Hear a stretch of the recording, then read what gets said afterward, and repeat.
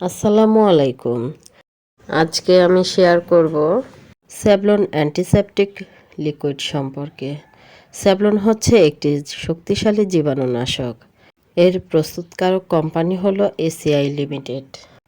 স্যাভলনের মূল উপাদান দুটি। স্যাভলনে সাধারণত থাকে number 1 chlorhexidine gluconate, number 2 cetyl pyridinium chloride.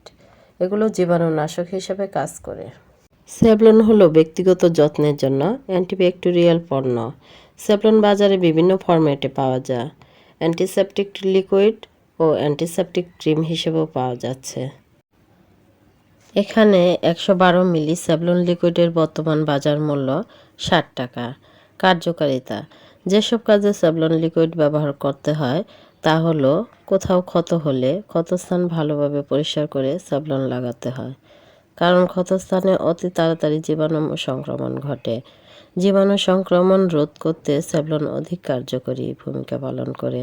এছাড়া পোড়া গেলে, কোথাও কেটে গেলে বা পোকার আক্রমণে ক্ষতস্থান হলে সেখানে ভালোভাবে পরিষ্কার করে ক্ষতস্থানে স্যাভলন লাগাতে হয়। ক্ষতস্থান সেরে না ওঠা পর্যন্ত স্যাভলন ব্যবহার করা যেতে পারে। এছাড়া ঘরের মেঝে জীবাণুমুক্ত রাখতে স্যাভলন ব্যবহার করা হয়। দৈনন্দিন জীবনে জামা কাপড় ধোয়ার ক্ষেত্রেও স্যাভলন ব্যবহার করা যেতে পারে। আরেকটি গুরুত্বপূর্ণ কথা হচ্ছে 1 বছরের কম বয়সী শিশুদেরকে কখনোই স্যাভলনের পানিতে গোসল করাবেন না, কারণ স্যাভলনের পানি শিশুর মুখে, চোখে প্রবেশ করতে পারে আর ত্বক খুবই নরম হয়, তাই শিশুর জন্য মারাত্মক ক্ষতিকর।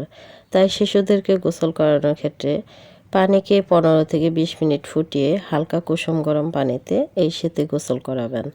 আর গরম দিনে ফোটানো পানি স্বাভাবিক করে গোসল করাবেন।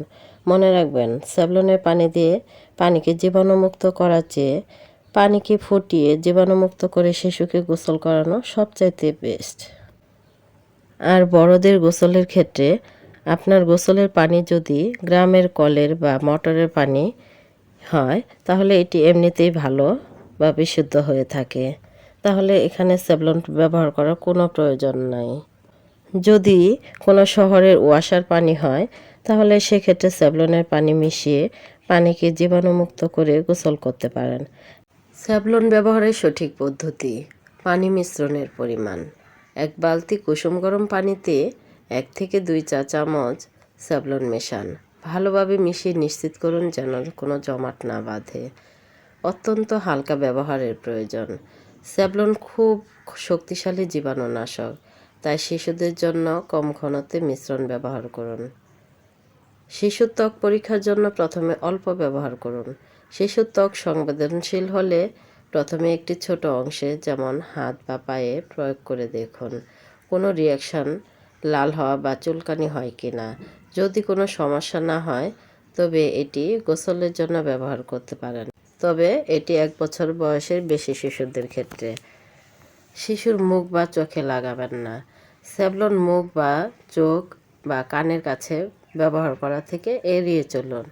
গোসলের পরে শরীর ভালোভাবে ধুয়ে নিন।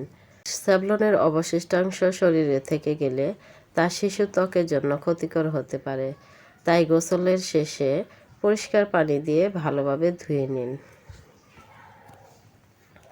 সতর্কতা: শিশুর ত্বক খুবই নরম ও সংবেদনশীল।